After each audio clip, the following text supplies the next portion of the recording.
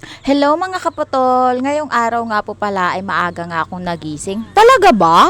Sobrang aga talaga mga kaputol dahil nga ho mag-aalis si Jowa dahil siya ay mag-ahan traktor ngayon. Kaya nga naman mga kaputol ay kami laang dalawa ni Gio ang matitira. Dahil nga ho may dala-dala si Jowa na talong kahapon na 6 na piraso yata to galing Tambungon ay aking nga naisipan na bumili na ang ng itlog. Tapos nga ang aming umagahan ni Gio ay tortalaang kasi walang-wala ho talaga kaming maisip na paraan at kung paano namin pasasarapin ang itong talong na ito. Sabi ko nga sa akin sarili ay di for the go na rin yan, wala naman tayong choice, alam nga naman puro ihaw laang din naman, nakakapanawa na rin laang yung palagi na rin na sinasawsaw sa bagoong. Kaya naman itong 6 na piraso na ito ay nagsimula na nga ho ako ditong magpadapog, tapos inihaw ko nga ho gaya ng nakikita nyo ngayon, gayan laang ho ang aking ginagawa. So kapag ako ho nag-iihaw ay hindi musga mo puro baga kasi wala nga ho kaming uling. Kaya ganyan laang ho ang aking pag-iihaw. Yung talagang apoy talaga siya para madali syempre maluto. At dahil mabilisan nga tayo ngayon mga kaputol, dahil nga sobrang gutom na rin kami mag-ina, ay ito na nga ang aking mga paraan. Talagang pinadingasan ko na laang din naman at pinagkasya ko yung 4 na gatong ko para nga maihaw itong si talong. Tapos nilagyan ko na nga at nagumpisa na nga ako mag-antay. After 300 years nga mga kaputol ay maluluto na din sa wakas itong talong ko na ito. Kahit hindi pa sure kung hilaw, kung sunog, kung lata. Uy, may ganon. Talagang itong talong nga na itong mga kaputol ay tamang-tama laang yung size niya. Kasi nga, sobrang ayaw ko din talaga na mag-ihaw ng sobrang laki. Yung sobrang gulang na rin ng buto. Grabe na rin niya, parang itatanim na bukas at ipupunla na tapos ipupunla, tapos isasabog-sabog laang dyan, ay hindi naman gayon mga kaputol. Kaya nga ho, isinilansan ko na laang din po talaga dito sa may parilya na salangan ng kaldero namin dahil nga wala tayong parilya at hindi natin afford yung mga bagay na gayaan. Ay talagang mekos-mekos na laang din naman yung insan. Di 300 years nga mga kaputol ay naluto na itong si talong. At tinabi ko lalang at pinalamig ko kasi hindi natin yan mababalatan kapag sobrang init pa. Nagsimula na din ako ditong maghiwa at magdurog nga ng bawang para yung ating tortang talong ay lasang ang longganisa mga kaputol. Sobrang sarap ho at sobrang bango ho pag ganito ang inyong mga tortang talong.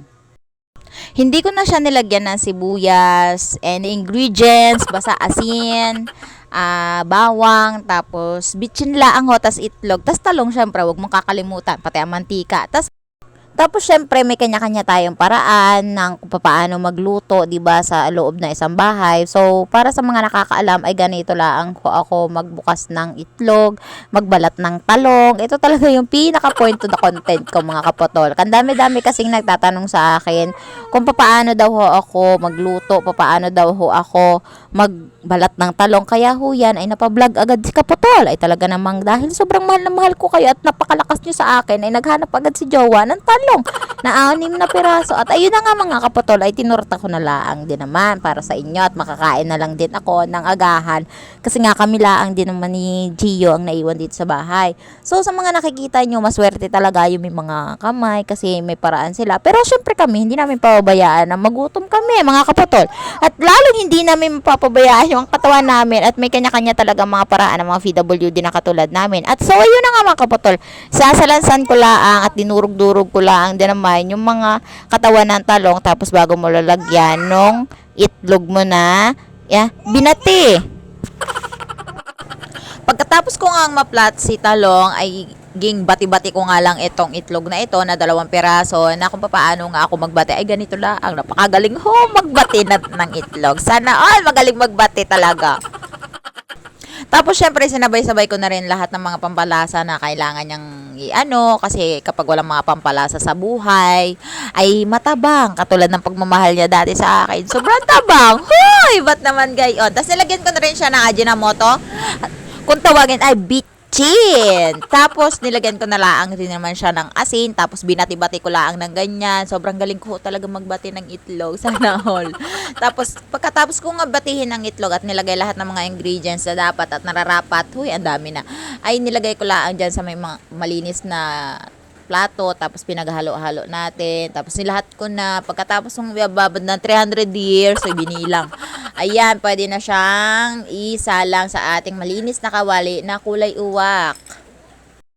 Nagpakulo na rin ako ng mantika o bebe oil sa ating malinis na kawali. Puting-putingin ang kawali ko, abang nga, himala ito. Tapos nilagay ko na rin laang si talong na yan. Ganyan ho ang paglalagay ko. Tapos ipaplat-plat mo lang. Dagdagan mo na laang din mga kapotol ng mga itlog-itlog na iyong binati para naman kahit papaano may lasa-lasa naman yung ating tinorta. Tapos, syempre, hahantayin mo lang din naman yan ng mga 300 years na naman ulit. Tapos, pagkatapos, ipotoasted mo, yung medyo tutong-tutong na yung medyo itlog-itlog niya sa gilid, sa gitna, at sa pangibabagi ng tortang talong. Hindi ko na rin talaga inaalis yan tangkay kasi yan yung pinaka magiging hawakan ko para mabaligtad ito. Hindi na rin ako gumagamit ng mga sandok-sandok. Oy, grabe yung kalyo ha. Hindi na natatabla ng mga init-init sa bagay-bagay. At dahil nga sobrang sipag yung kamay na yan mga kapatol ay kakaunti na laang nga ay sobrang sipag pa. Kaya puro nakalyo yan. Tapos ganyan laang rin ako magbaliktad ng talong na ating torta. Tignan nyo naman ang texture mga kapatol. Sobrang salap po talaga naman, mapaparami ka rin talaga ng kain dito na naman. Tapos antayin mo na lang din naman kumulo. Tapos yung mga oil. Habang inaantay ko nga yung kapatol ay syempre, nagmumuni-muni muna ako para isalang na natin yung pangalawa natin talong. Tapos kapag nasalang mo na si pangalawang talong, ay antayin mo na lang din katulad ng dati. Tapos nung inantay ko nga mga kapotol, ay medyo patay ko na muna yung cellphone ko dito dahil sobrang init, hindi niya nakaya yung flash. Tapos nilagay ko na lahat ng itlog mga kapotol bago nga tayo kumain, ay magsandok muna tayo ng kanin. Nung tapos nga nating lutuin si tortang talong, ay ready to eat na tayo mga kapotol. Sobrang nagugutom na rin talaga ako mga kapotol dahil nga sa ilang oras lang na ating pag-aantay kung talaga masipag ka ay makakagawa ka ng paraan para makasurvive sa buhay. Dahil dyan, meron nga ho talaga tayong kinuha na saging no nakaraang vlog ko ay hinog na siya sa wakas. For the go na rin tayo para kumain. Ipapartneran lang natin siya mga kapotol ng tortang talong tapos hinog na sulo ng saging ay for the eat na tayo mga kapotol. At dahil nga nakasurvive tayo sa umagahan natin ngayon, ay maraming salamat ho pala sa mga nag-share, sa mga nagpa-follow, sa mga nanonood ng aking vlog at napapasaya ko kayo at nai-inspired ko kayo. Maraming salamat ho mga kapotol. Mahal ko kayo palagi. Mama Chup Chup, nabusog na naman ako sa umagahan natin ngayong araw. At syempre, nabusog din ang aking Junakis sa talaga namang busy sa dulo at sobrang kalat na. At hanggang dito na lang, Mama.